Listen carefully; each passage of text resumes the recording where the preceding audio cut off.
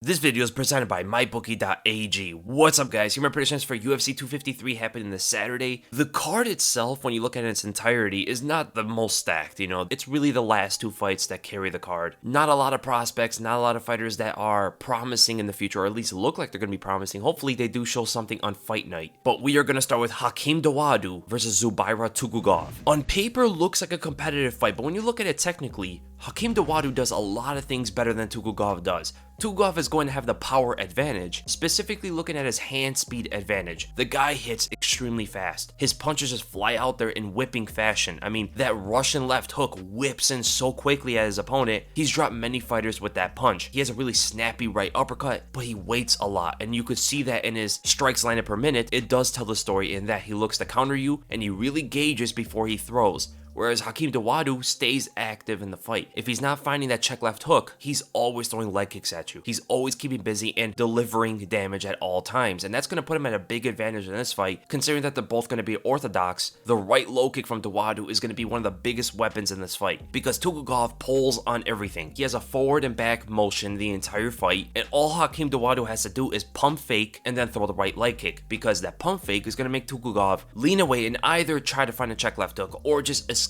entirely. That will leave his legs open on the retreat for Hakeem Dawadu to deliver damage to the leg, and if he does that, the takedowns of Tukhugov are going to be a lot harder to secure, because Tukhugov's double leg is the primary technique for him to get back into the fight when he's starting to lose the striking exchanges. He can catch the leg, he could possibly go under the check left hook of Dawadu when he pressures Dawadu backwards, right? Because Dawadu throws one technique moving backwards, left hook, that's it, and he brings it low. So he starts up high with it and arcs it low to his hip, which shows a lot of power in the left hook and shows that he is definitely committing to knock you out with it, but it could leave him open over the top for a whipping right hand from Tukhugov, or he could just go under for the double leg. It depends how he baits it out there. But my prediction for this fight, I'm going to go with Hakeem Dawadu in this one, and I'm going to go by a decision win. Again, I think the leg kick is going to be the story of this fight, especially fakes over the top. If he goes by that, right? If he doesn't fake over the top, he's not going to get too much out of Tukhugov to land leg kicks that much, and potentially land some power shot, because the constant leg kicks landing is also going to make Tukhugov a lot more desperate to create some offense, and that could leave him open for a check left hook, or just overall make him frustrated. Another aspect of this is Tukhugov gets tired in the fight. He doesn't have the greatest gas tank.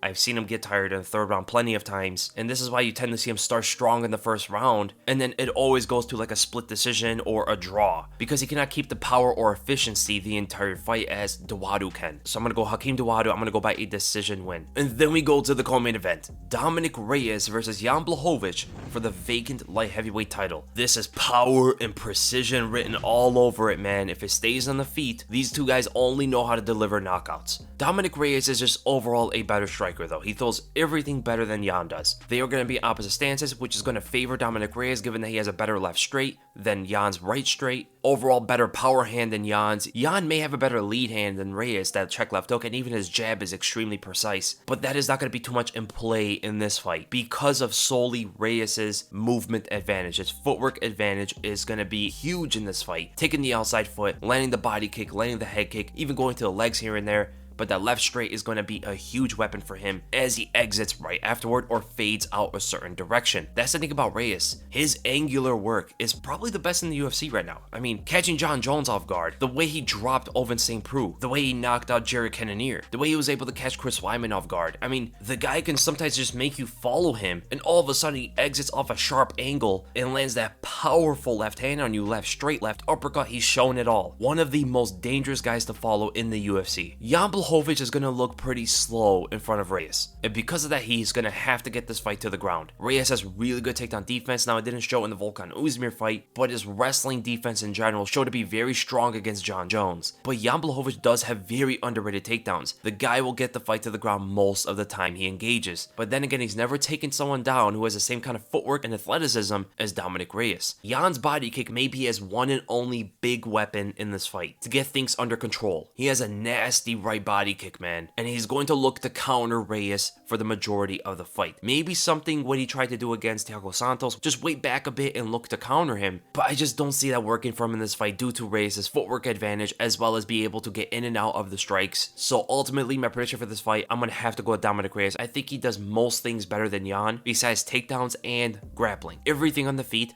from takedown defense, to boxing, to precision, to kicks, to footwork, to angles, fight IQ, everything is completely in Dominick Reyes' favor. So I'm gonna go Dominick Reyes, and I'm gonna go by a 3rd round TKO. And then we go to the main event, a fight a lot of people are looking forward to, Israel Adesanya versus Paulo Costa. 2 undefeated fighters, 19-0 versus 13-0, near each other in age. Both guys are in their prime and out there to prove something. So first thing you look at is the weight difference. This is something everybody talks about who favor Paulo Costa in the fight. Paulo Costa walks into the cage at 214 pounds. That is in the cage. That's a day later than weigh-ins. Israel Adesanya walks around at 203 pounds before even the training camp, which is crazy to think about. He might be that weight in fight night, but the fact that Paulo Costa is that much heavier than Adesanya is pretty insane. But this is not something different for Adesanya. He's a small middleweight in terms of weight. Even against Yoel Romero, he gave up a lot of weight to Romero. He gave up a lot of weight to Robert Whittaker. And because of that, he always looks fresh in the fight. He never looks out of it. He's always looking in prime form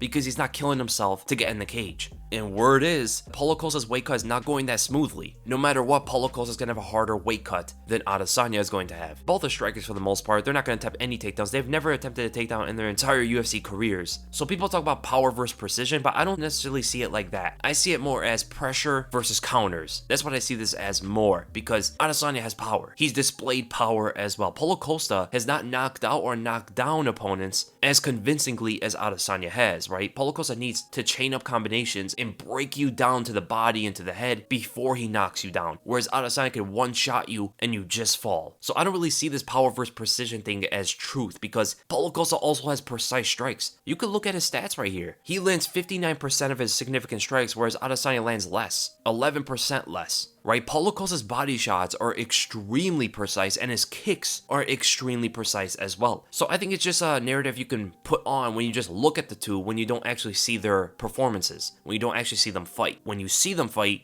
it tells you a different story. And that is why this fight is going to be pressure versus counters, because Adesanya is only going to look to counter and land leg kicks from a distance or land jabs from a distance to just disrupt the timing of Costa. Costa's only chance in this fight is getting it to the cage. That's it. If his back is to the cage, or if he's in the center of the cage, he's in a horrifying disadvantage. There is very little he can do to Adesanya in those positions. He needs Adesanya to the cage to deliver damage. He could do so by throwing kicks out there, leg kicks, body kicks, front kicks, fake a lot, and make Adesanya look to counter when he shouldn't be. And from there, if he has Adesanya against the cage, his chances skyrocket in the fight, where now Adesanya gets into a parallel stance almost always, and he just tries to move left and right. He could potentially land some swift counter shot down the center before he fades out. That is the biggest weapon for Adesanya if his back is to the cage. But due to the lateral movement that he has to go with, he can potentially fall into the hooks of Paulo Costa, right? The looping hooks. Adesanya's only way to get away from the cage is by moving into those directions, which means he has to time which hook is going to come, because the thing about Paulo Costa is he throws left, right. He doesn't mix it up that well. Due to that, the kickboxing experience of Adesanya is going to play dividend in this one, because if he feels a left hook and he blocks it, he's immediately moving out to his left right after, because the right hook is going to come from Costa,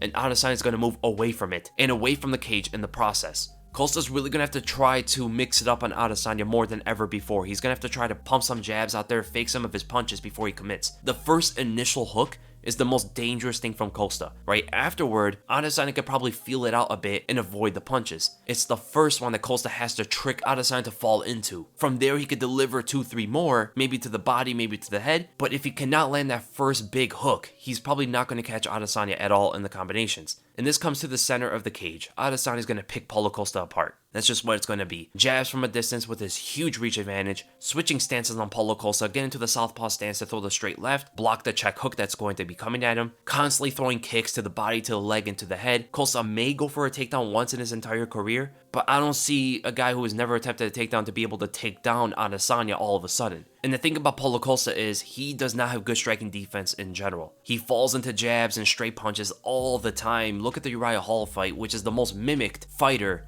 to Adesanya, or the one who resembles Adesanya the most. Costa was getting peppered by jabs. Just jab after jab after jab, and he couldn't get his head away from it. He tried to parry, but he was always too slow to parry. And he got dropped in the fight from a straight punch while Hall was moving back, and Hall is nowhere near the counter puncher that Adesanya is. So my prediction for this fight, I'm going to go with Israel Adesanya. I'm going to go by a second round knockout. I think he's going to pepper Costa from a distance. I think his movement is going to be good enough to stop Costa from pressuring him. I think he's going to be able to block the kick, move back as Costa is going to try to follow up behind it, and potentially counter him afterward. And if Costa cannot find the distance or the opening to engage, he's just gonna get picked apart from a distance with pretty much anything Adesanya throws without overextending himself, because Adesanya sometimes he will overextend his punches. If he does that here, he could put himself in the trouble that he didn't need to do. I can be wrong, this is MMA, but I do believe Paulo Costa brings a style that will make Adesanya look really good. And people are split between this fight, man. There's a lot of people I see on social media that believe that Paulo Costa is going to not only beat Adesanya, but dominate him and knock him out. But on the other side, I see people saying Adesanya is absolutely going to school Costa. So I definitely see the betting odds on this fight really jumping back and forth. Going to be changing a lot for the next few days. And the best place to bet is mybookie.ag. No one gives you better lines and more ways to win than they do. From knockouts to submissions to draws to picking the round, there's so many ways to go and bet on the fights. And of course, there's huge favorites as well as pick'em fights all over this card, such as Diego Sanchez versus Jake Matthews. Jake Matthews is a minus 725 favorite, which is a 7-1 favorite over Diego Sanchez. But we've seen something like this before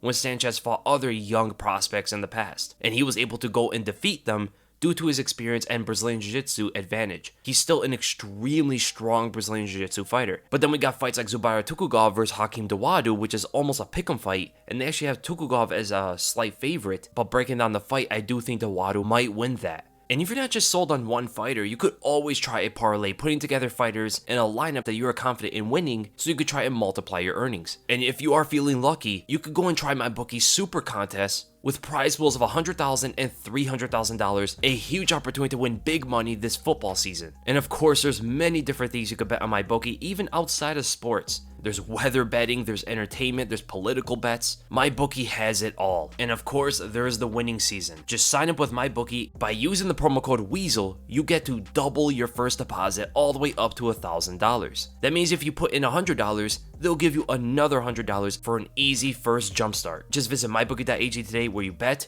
you win, and when you win, you get paid. And like I was just telling you, man, there's a lot of very interesting betting odds on this card. Of course, Adesanya and Costa. I think Adesanya should be a bigger favorite than he actually is. William Knight and Alexa Kamur. I think I pronounced that right. That fight could go absolutely either way. One shot and that fight is over. If you do feel like Diego Sanchez can turn over the 5-1 underdog status that he is in, taking out the young Jake Matthews, I don't think it's going to happen. But we've seen crazier stuff with Sanchez in the past. And I don't think Dominick Reyes should be as big of a favorite as he is. He should be a moderate favorite, but almost 3-1 is pretty crazy. So I hope you guys enjoyed the predictions. If you did, make sure to thumbs up. If you enjoyed my content, make sure to subscribe, and I'll see you guys in the next video.